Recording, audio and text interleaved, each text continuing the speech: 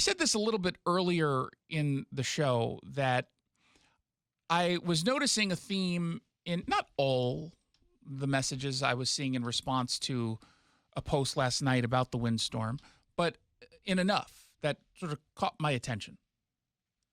We obviously had a major windstorm last night, a so-called atmospheric bomb cycle. You saw lowland gusts of more than 70 miles per hour. You saw nearly 650,000 people in Western Washington experience that power outage. It was damaging. It really was. And yet some people were dismissing it as, oh, it's just your average storm. So in other words, it's a windstorm. So in other words, it's just a storm. And it was bugging me seeing those comments. It was truly bugging me how they were downplaying what happened last night. And then I started to think about why they were doing it. And there's no doubt one of the reasons is they're just some people who are insane. They go into one bucket. I call it my basket of deplorables. I call it my basket of, just some people are insane. That's okay. More power to them. But also I started to think about it from a different perspective and said, actually, the reason why most of these people are saying this is because of the media. The media is actually the reason. And of course, rather ironically, the ones who were sounding alarms about what was happening last night or what was going to happen last night, not climate alarmists, not the ones who tell us that the world's going to end tomorrow. It was people like Cliff Mass, who is eminently reasonable.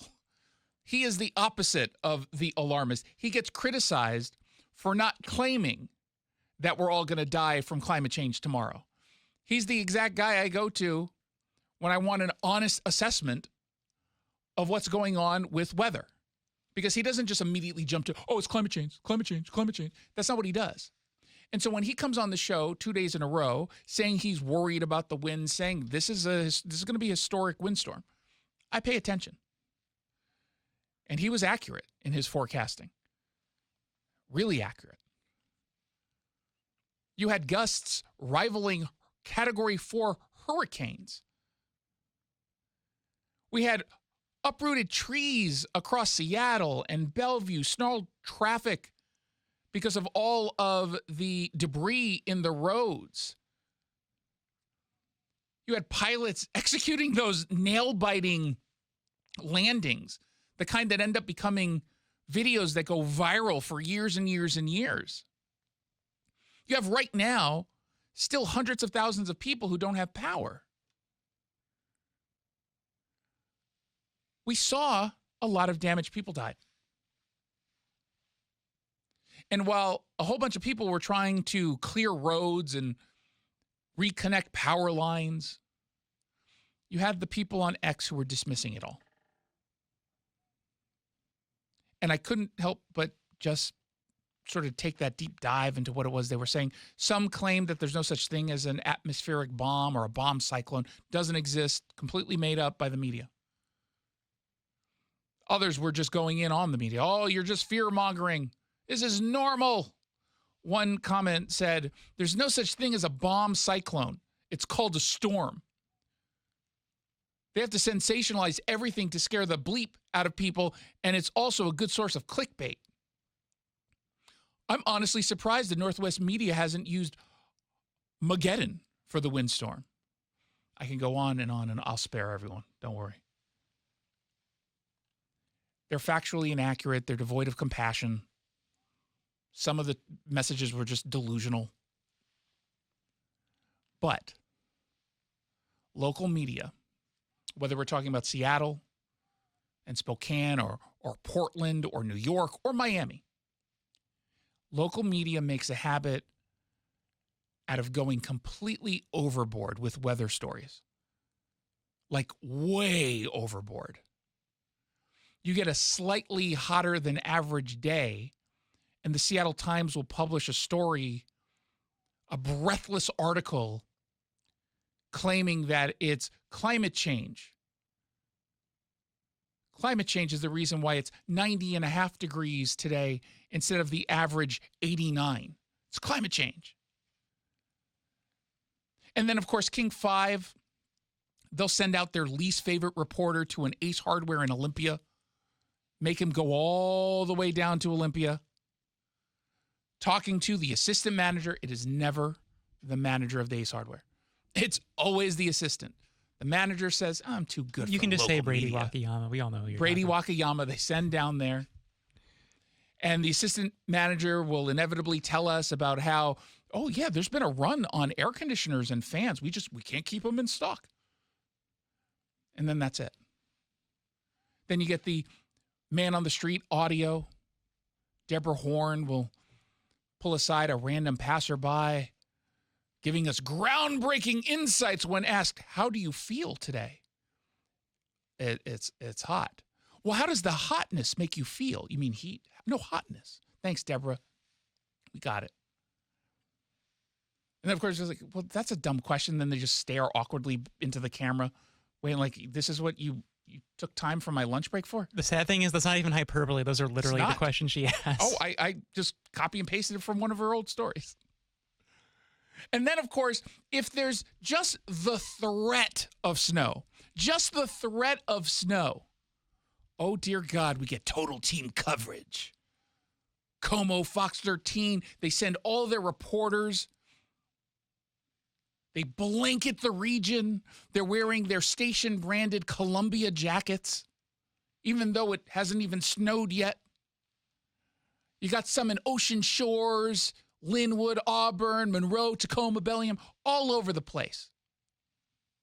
And they start their newscast with like 12 different boxes on the screen of all the reporters who are out on the scene. And they all look ready to go. They're waiting for that one little snowflake to hit the pavement, and then bam, they go into overdrive. And dear God, do they go into overdrive. You have to brace yourself for something like that. That really is when you get the snowpocalypse Mageddon coverage. You get the endless footage of people buying milk and bread because, oh my God, they're going to be snowed in for the next several days. They get their shovels. It's all predictable. We get it each and every time. I could write the script. Local media is notoriously guilty for overhyping weather stories, and nothing excites them more than a scary-sounding weather term like atmospheric bomb or bomb cyclone. But their almost satirical news coverage has consequences, and we saw it last night. That when a genuinely significant weather event actually comes along, people who are already suspicious of the media, they just dismiss it. They just say, oh, this is just more over-the-top fear-mongering. And of course, if they happen to be in an area that didn't get hit hard by the wind gusts, if they were in Tacoma, for example, in a shadow thanks to Mount Rainier, they see the coverage and they're definitely convinced that all of it was fake. Fake news. Now, it's certainly true, as I said, there's some people who are just nutty. They're just lunatics, and it doesn't matter what happens. There could be a hurricane, Category 4, that devastates entire communities. They're looking at it on screen. They say, oh, it's just a storm. Relax. It's not a big deal.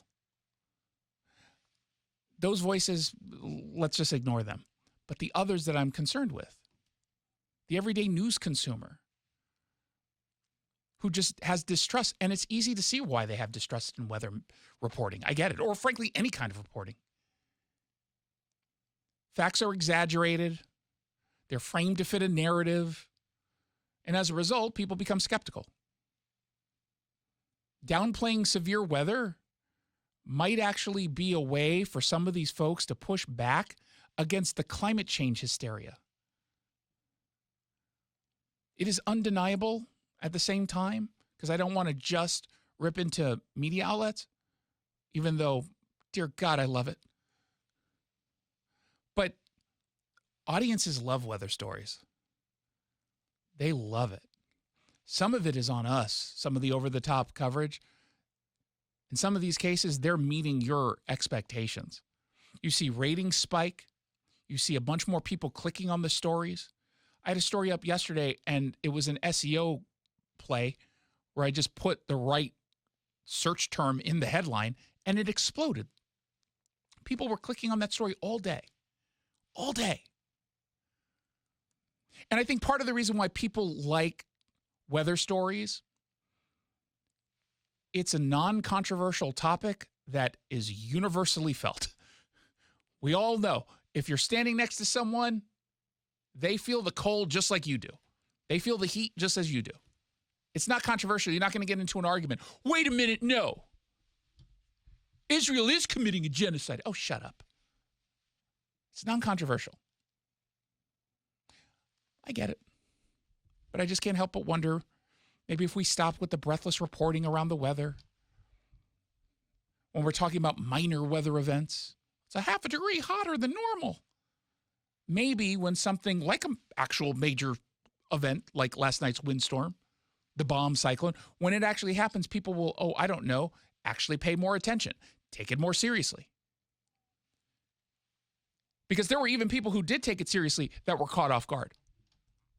Raj, for example, speaking with King 5, he lives in Sammamish.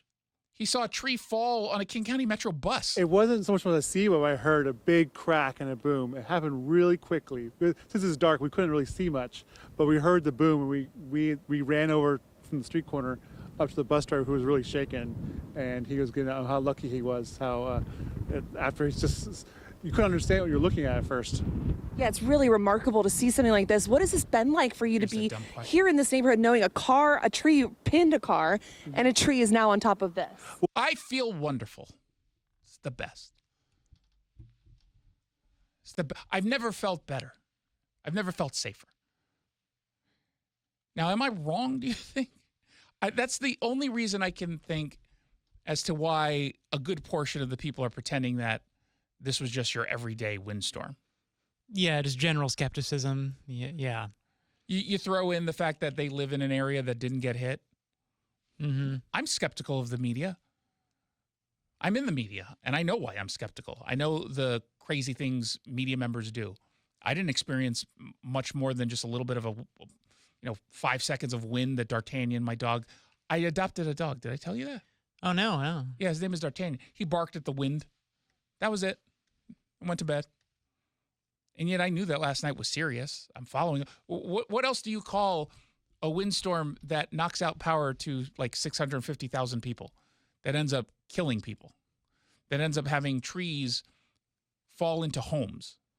Well, I don't know what else you want to call it.